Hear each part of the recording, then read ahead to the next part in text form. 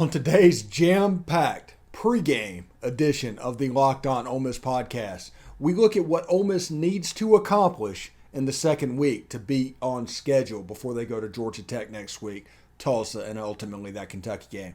This is the Locked On Ole Miss podcast.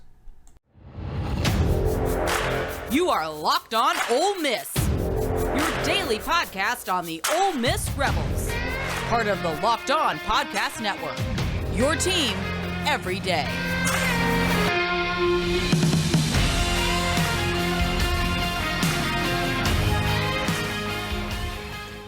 All right, welcome to the Locked On Ole Miss podcast. I'm your host on this magical mystery tour we call Ole Miss Fandom, Stephen Willis. Thank you very much. My Twitter handle is right there, Stephen Willis, the Stephen Willis.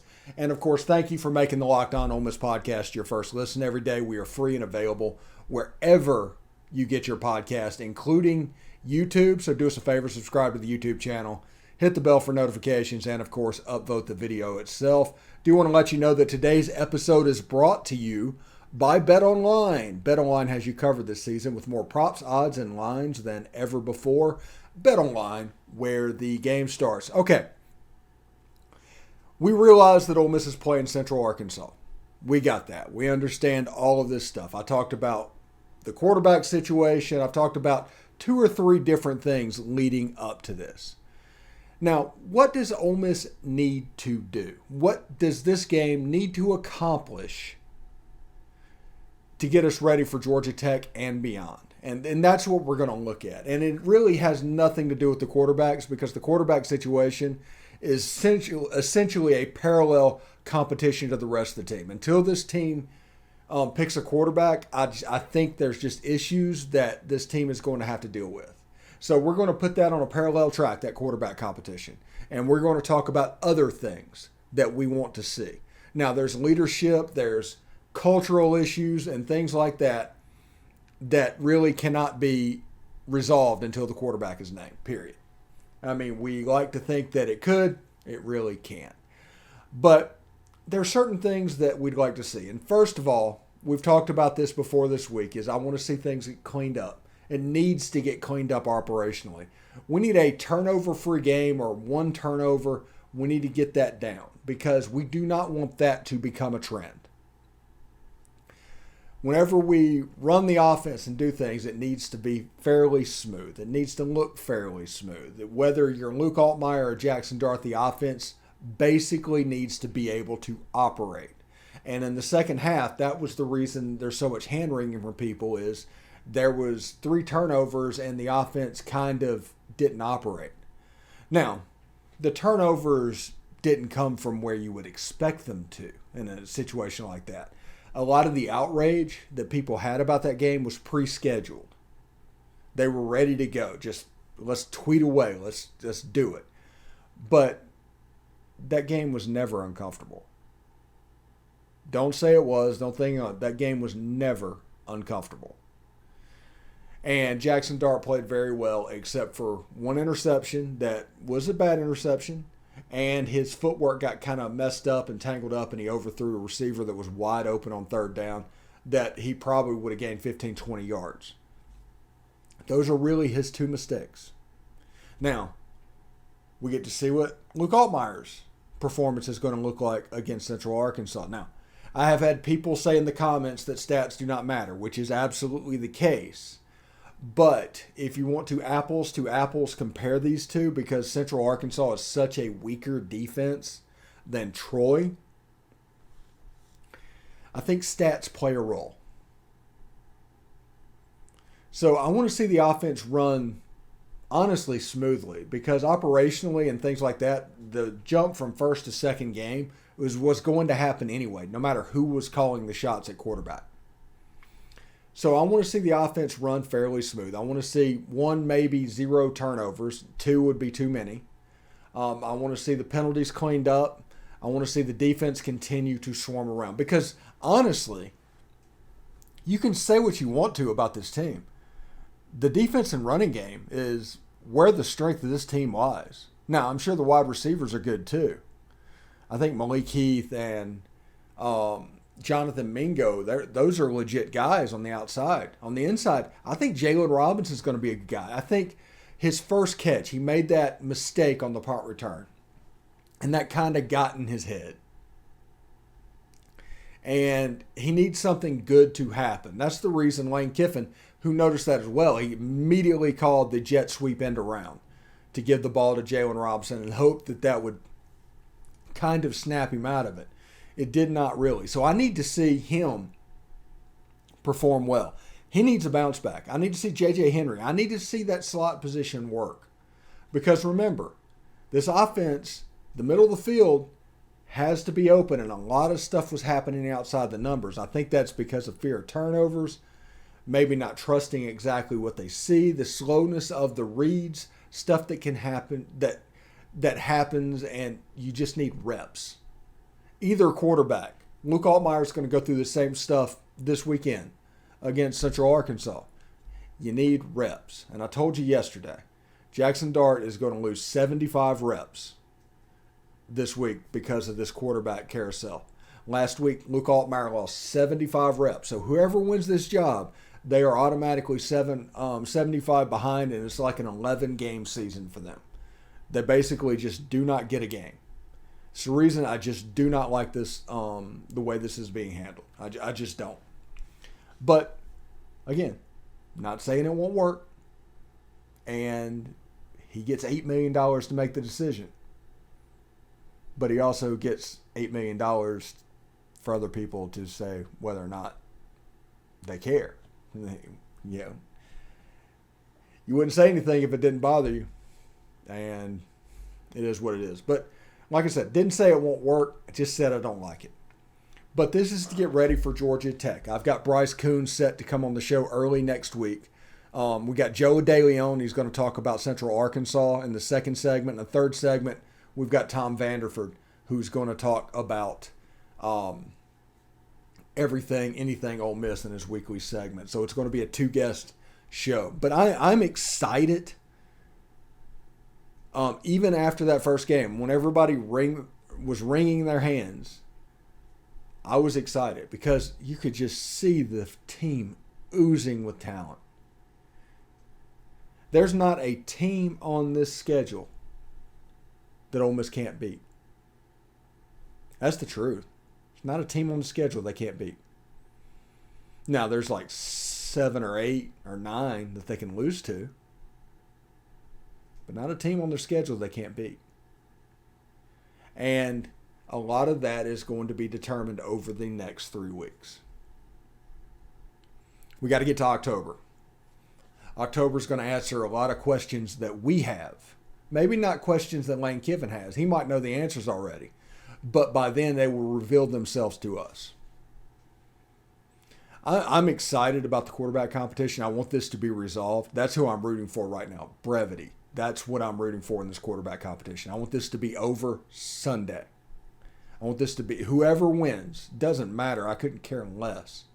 Whoever wins the job, I want them to get the first team and the lion's share of the first team reps starting Monday. Because Georgia Tech played a little defense against Clemson. They're going to have probably better athletes than Troy. I think they're better than we expected them to be. They might be the top non-conference opponent when I've been saying Troy leading up. And that is because their defense is better than they're supposed to be. So if Ole Miss gets there and they are operationally sloppy and they turn the ball over, Georgia Tech will beat them over in Bobby Dodd Stadium. Ole Miss hasn't played there since 1946. When Bobby Dodd took over, he just didn't want to play the Mississippi schools.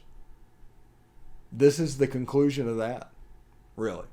Next year, when they come to Oxford, will be the end of a very long thing of trying to get Georgia Tech to Oxford, and they just wouldn't do it. And it just became a situation where Bobby Dodd liked to egg on to his fans Ole Miss and Mississippi State because they were too good to come to Mississippi. They were too good to come to Mississippi. And as a Mississippian, I think we all know how that was received. Anyway, this is going to be a good game, and we are going to need to see those things. We need the quarterback to operate the offense efficiently. It doesn't matter which one. We need the SEC athletes to perform. We need Jalen Robinson to have a breakout. he had a little bit of a rough opener. We need to turn him around and get him confidence in the future with Georgia Tech and Tulsa coming up. Both bigger, better games. Let's get him right. J.J. Henry, I want to see him go. He dropped a touchdown pass. It might be in his head a little bit about that. This offense is not in a bad place. Understand that. This offense is just working, trying to find their identity. They're going to force the passing identity right now. But in their back pocket, they have that run game. They have that defense. And if that needs to be the identity of this team, so be it. That's just the way this works. So, anyway, BetOnline is your number one source for all your pro and college betting needs and sports info this season.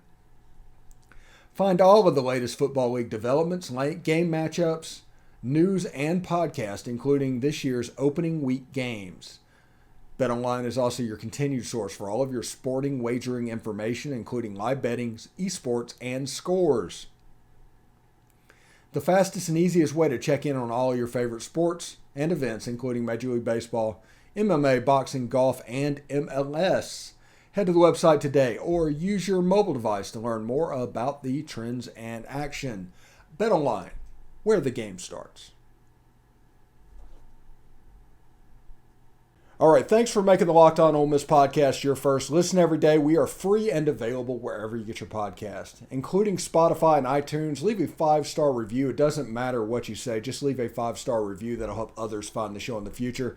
I'm here with Joe DeLeon to talk a little Central Arkansas Bears football. We tried to meet up early in the week. Our schedules didn't quite mesh, but we got him here before the game. How you doing, Joe? I'm doing great. Excited to see these college football matchups coming up this weekend. Not the most exciting game with Central Arkansas facing off against Ole Miss, but nonetheless, always have fun talking about these FCS teams. Yeah, and if people was trying to get to know Central Arkansas, what can they expect from the Bears? Yeah, Central Arkansas previously was a really competitive program, a team that was always on the doorstep of the playoffs, one that was at the top of their conference, but since losing a lot of their key players, a number of which entered the transfer portal, they're pretty thin. They're no longer that type of team that could surprise and shock an unprepared FBS opponent. This Central Arkansas team is pretty weak, and they're coming off of a loss against Missouri State, which they lost by 2 scores. But overall, just to keep it quite simple, this team is very, very beatable, as I think many Ole Miss fans are expecting. Yeah, it's one of those situations where after the game I told people, is like, if Central Arkansas wins this game, we're having a different show on Monday than we're planning on. So, but, I mean, I don't think there's any real way that Central Arkansas can win. But there's a chance that Ole Miss can play sloppy, and there's stuff that they need to do to get ready for their next game. And Central Arkansas can serve that purpose. Talk about Central Arkansas and UCA and players that we might need to keep an eye on. Yeah, the big main one that I always point to, and the best player by far on this roster, is Darius Hale, who's their starting running back. Last week, he averaged 5.5 yards per carry, which is, at any level, a really good yards per clip. They're very hampered by the limitations of their passing offense. They kind of have to lean on Hale, and you can only rely on a running back at the FCS level so much. But Hale is the type of guy who you leave him a little bit of room. He's a very aggressive downhill runner. You leave him a little bit of space, he could break off some big runs. So you need to rally, you need to tackle him. You can't take him too lightly. Where ultimately the biggest weakness is at the quarterback position. Not a lot of strong receivers on this roster, but Will McElvain, who transferred from Northern Iowa after he had a really rough start to his career, is now the starting quarterback and continues to look just very, very rough. Last week only completed roughly 50% of his passes and threw 2 interceptions. He is who you want to go after if you want to slow down the Central Arkansas team. Okay. Talk about their offense. What type of stylistically, what are we looking at with Central Arkansas? Yeah, this is a run-first team. They are always going to rely on, if it is Hale, or if they want to maybe lean on guys like Kylan James. They have a lot of options to run the football. They are always going to be a rush-first team. One thing that I've noticed in their play calling is if they feel that they're not getting the results out of the run game that they want, which is kind of crazy to think that last week they had a rusher go for five yards a carry, one to go for 10 yards a carry, and they decided to throw the ball 30 times in this game.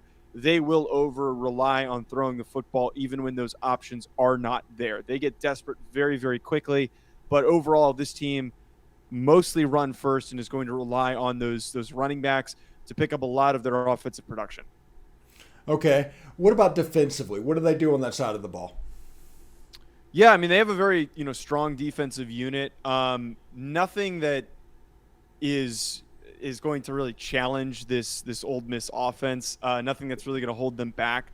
I think right now they're pretty much a mid-tier FCS defense for the most part. If there's going to be any challenges, it's going to be presented by this run game. Okay. And what do you expect to happen come Saturday?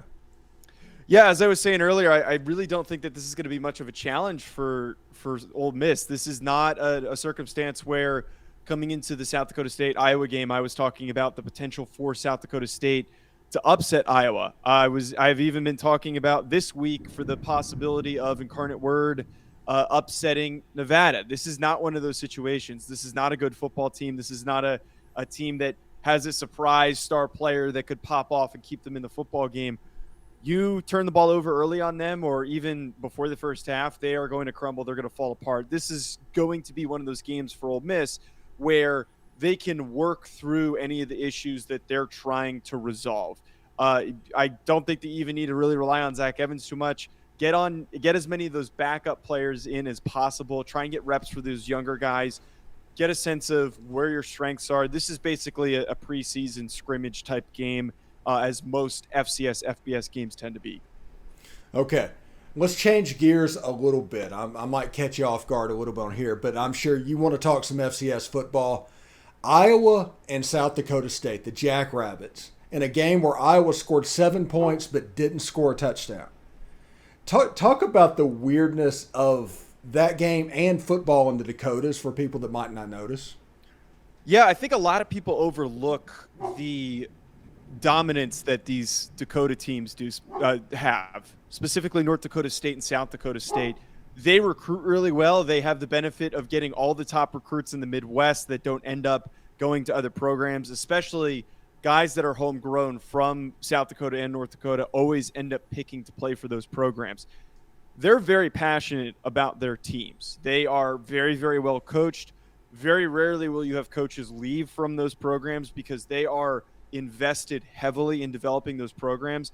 I think a lot of people watched that South Dakota State game and just assumed that Iowa was going to blow past them because they're a Big Ten team with a lot of history. But a team like South Dakota State that has multiple NFL players on their roster is going to come to fight. They are good enough to compete with most teams in the Big Ten, as I think the top 5 FCS programs are capable of doing. They're able to compete with quality FBS teams. Again, well coached, very nice recruiting that they're able to do regionally. They're always going to be a hard-fought battle. I think it's not really the case that you're going to get with Central Arkansas because all the good players from Arkansas are going to go play at these southern schools. They're not picking and deciding to play at Central Arkansas. Yeah, and another thing is, did you think that James Madison was going to pull out an FBS debut the way they did? They just completely took MTSU apart. I had that expectation fully. I saw the betting line on that game, and I'm like, ooh, I might have to take this because I think JMU was only favored by like a score and a half or something like that. But MTSU is a decent team. They've had some good teams that they've produced, some bowl teams. But James Madison, who I played against all 4 years in college when I was at James Madison, that was very, very recently when I wrapped up my career there. They always put up a fight. They are another team that dominates the transfer portal, collecting guys from teams that get buried on depth charts in position battles that are just not going to land in their favor. They get so many really good guys that come from Power 5 programs. Very aggressive team, very, very well coached. I had full expectation that they were going to be able to do this. And just as we've seen from other FCS to FBS transfer move-ups like Appalachian State, like Coastal Carolina, James Madison's going to be a really good football team. They are going to be a consistent bowl team. They're going to be a team that could shock a Power 5 team if they're not properly prepared for them. very, very strong football program that they have in Harrisonburg, Virginia. And last question before I let you go. In SWAC football, the champion is playing in the Celebration Bowl every year. Jackson State against Florida A&M look kind of legit. Any chance of them somehow, the FCS working out a way to get them into the playoff this year? Yeah, I've kind of pulled from my resources of trying to understand the proper landscape for that to happen. My resource being the Reddit, the FCS subreddit, who they are a historian. They're a bunch of historians basically. They have so much historical knowledge on the FCS, but I don't exactly know what that would take, but I think that they need to allow it to happen. The limitations that you're referring to is that if you win either the MEAC or the SWAC, you have to play in the Celebration Bowl. And then like last year, Florida A&M comes in second place, and then they go to the playoffs. It shouldn't be like that. If you're Jackson State and you are completely knocking around Florida A&M the way that you did, a team that made the playoff last year and looked strong in their playoff first round loss that they had, you need to give Jackson State the opportunity to play because they don't have a tough schedule this year, and they have a lot of dudes on that roster, 4-star recruits, Travis Hunter, who was a 5-star recruit, Shadur Sanders, who is likely going to win the Walter Payton for the best FCS player this season. I need to see them play in that setting, and I think that they could give North Dakota State a run for their money.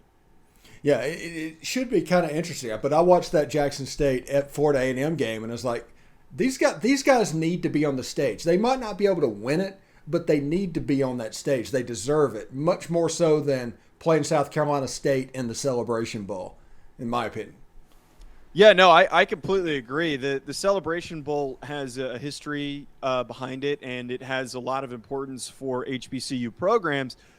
But at the same time, we're in a very different era of college football and FCS football where Jackson State has become such a polarizing program and such a highly watched program that whenever they play in a national game, people are going to turn on that game and watch it. If you are the FCS, you need to make the effort to figure that out because it is going to draw more eyes to the FCS playoffs and maybe even the national championship game if they reach it. It doesn't help that the FCS is very poorly run and that the people who are in charge of the broadcasting and all those things are, I've said this on my show, idiots and don't properly know how to capitalize on those fan bases in those programs. So even if there's a way for it to happen, don't be surprised if they don't take the action because they've never done anything proactive. I don't mean to be negative, but it's just the reality, sadly, for the landscape of the FCS.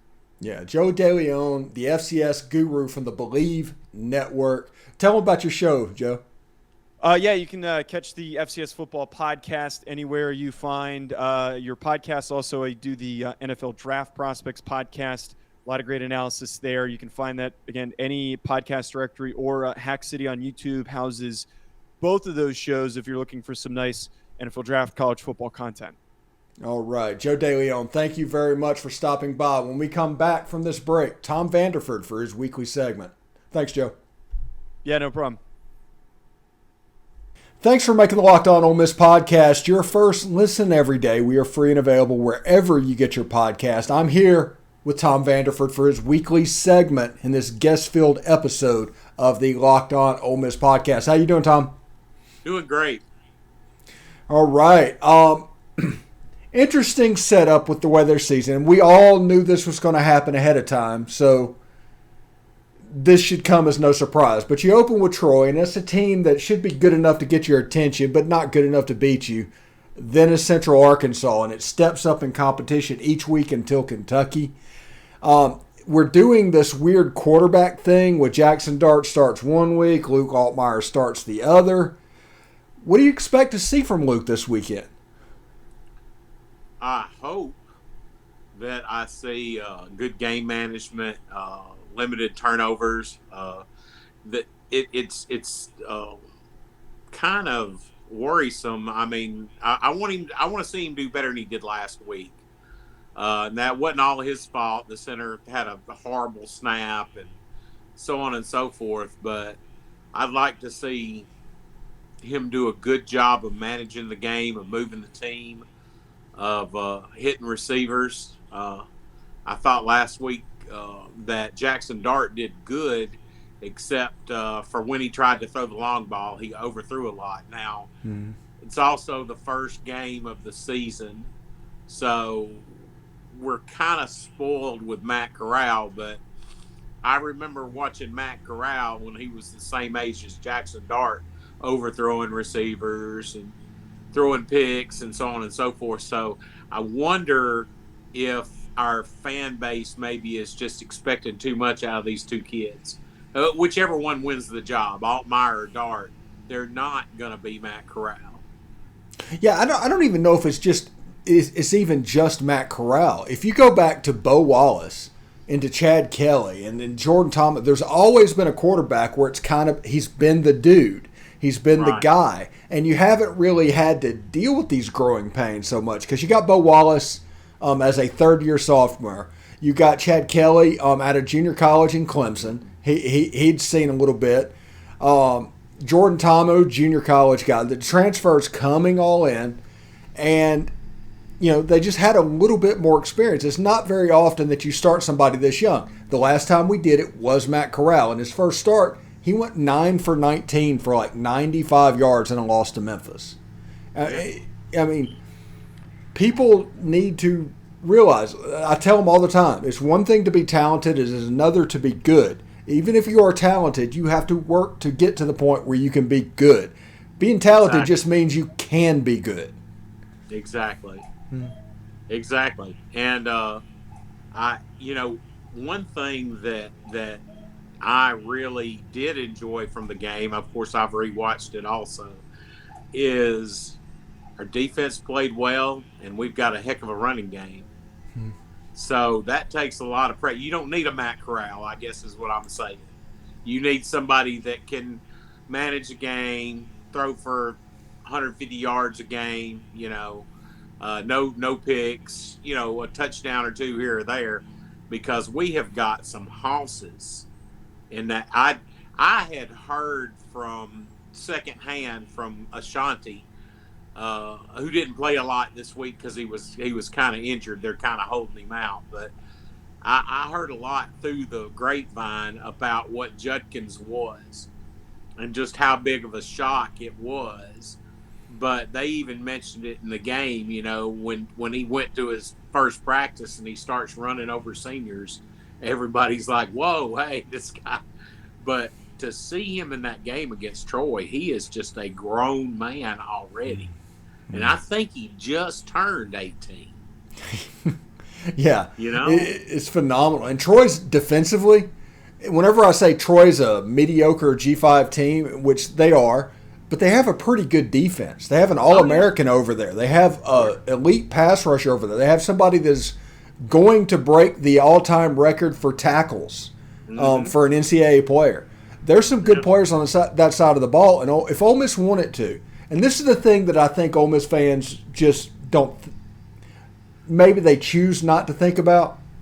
If Ole Miss wanted to, they could have run for 450, 500 yards, won the game 49-10, and the quarterback have the exact same stats they have now, and their feeling and everything is fine because that backfield is so good.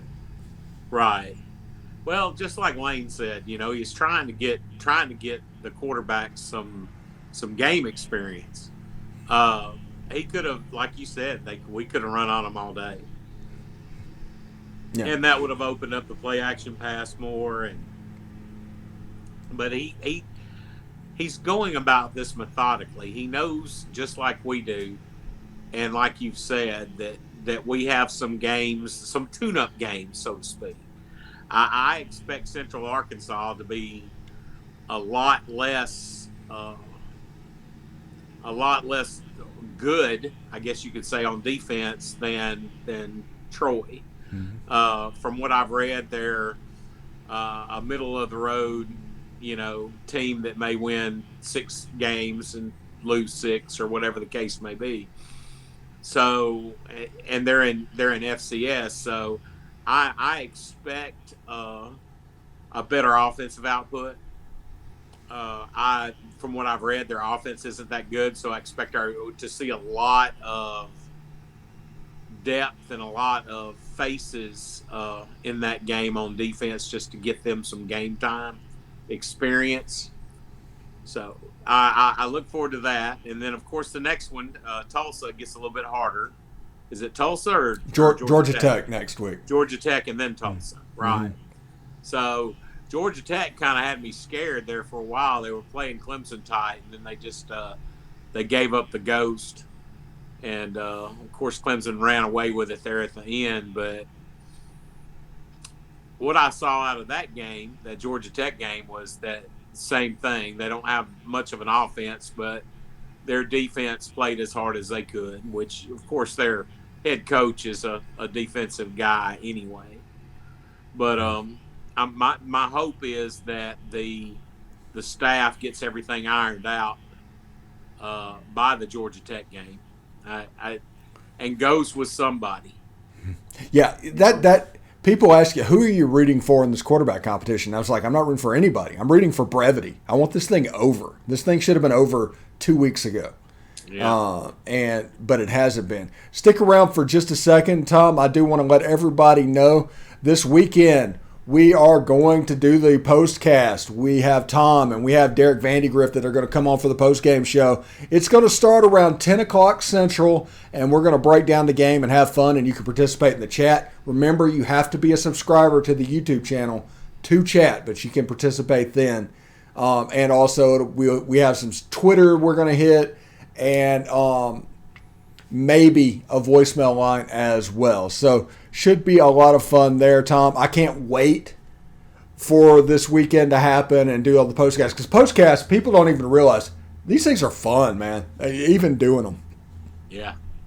Yeah, I really enjoyed the postcast after the College World Series. I feel fortunate that our other two main contributors were at the game, and I got to soak it all up with you and the guys and gals that were watching.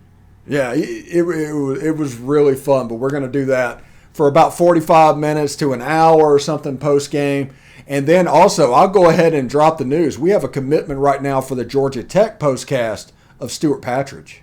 Stuart Partridge will be one of the guest analysts after the Georgia Tech game. So I'm always trying to find former players and all that can sit in that analyst chair. We're trying to find another analyst or two for that Georgia Tech game as well from former players. So, but right now, Stuart Partridge is confirmed for that. So, what do you think people need to watch for in the Ole Miss game Saturday? Consistency. Consistency on offense, consistency on defense, cleaning up the little things like Eli Acker said on the offensive line. They had some blown assignments during the Troy game. The same way with the defense. I want to see a little bit more of Corey Coleman. Good grief. Mm-hmm. I mean, five TFLs is nothing to sneeze at. Oh, no. And he's a small guy. Mm-hmm. And that'd be hard to do in an SEC game, but you never know. He's so dadgum fast. But I really did like seeing him and Tennyson and Young and Tysheem Johnson go up and challenge at the line of scrimmage and just knock people's heads off. I really like our defense. Yeah, the defense has a chance to be really good. Before we get out of here, what are you expecting on Saturday? I'm expecting, to be honest with you, I'm expecting to see the same situation we saw last week. I think you'll see both quarterbacks. I think Altmyer will start, but I think you'll see both quarterbacks. I think we'll work on our pass game. I think that our defense should hold them to less than 2 touchdowns. And I think we'll crank it up on offense. I think we'll win like 49-10. Okay. Absolutely. Get more on the SEC by making Locked On SEC your second listen. Everyday host Chris Gordy and his local experts from Locked On take you around the SEC in 30 minutes. Make Locked On SEC your second listen every day. Tom, thank you so very much. I will see you Saturday night for the postcast, and it should be a lot of fun, bud. Yes, sir. Hotty toddy. Hotty toddy.